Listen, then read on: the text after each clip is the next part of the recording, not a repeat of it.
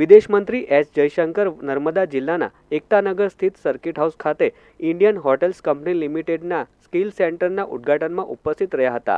જે બાદ વિદેશ મંત્રી એસ જયશંકર રાજપીપળામાં ચિલ્ડ્રન હોમ, ગર્લ્સ કેમ્પસમાં લેબ અને સ્માર્ટ ક્લાસ માટેના ઉદ્ઘાટન સમારોહમાં સહભાગી થયા હતા।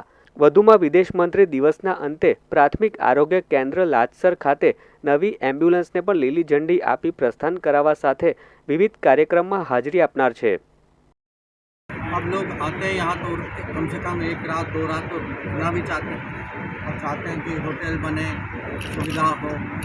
तो हमारी जिम्मेदारी है कि हम प्रोत्साहित करें होटल ग्रुप्स को, टूरिज़्म जो भी सुविधा लोगों को चाहिए कि जितना जल्द से जल्द वो बने, टूरिज़्म बढ़ेगी।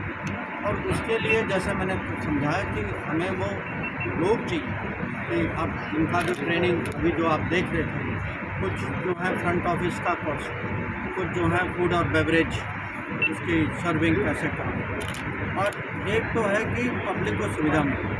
और उसका दूसरा पहलू ये भी है कि यहाँ के लोग जो हैं उनको भी लगना चाहिए कि जो भी प्रगति है उसके वो भी हिस्सेदार हैं, कि उनको भी लाभ हो।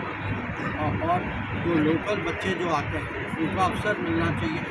और बहुत खुशी की बात है जो मेरे साथी जो है उन्होंने चेक भी किया कि कौन से गाँव के हैं। तो यहीं अगर लोकल लोग जो हैं यहाँ उनकी स्किल डेवलपमेंट हो, यहीं उनकी रोजगारी हो, और एक किस्म से ये इलाके के एक ब्रांडिंग भी हो जाती है। ऐसा है कि टूरिज़्म जो है पहले तो इंडियन टूरिस्ट आएंगे, ये तो स्वाभाविक है। तो जितना एक किस्म से इसका स्टैचू ऑफ यूनिटी और केवड़िया का मैसेज फैलेगा कि ये आज जो है लोग इसमें बहुत चीज़ देखें।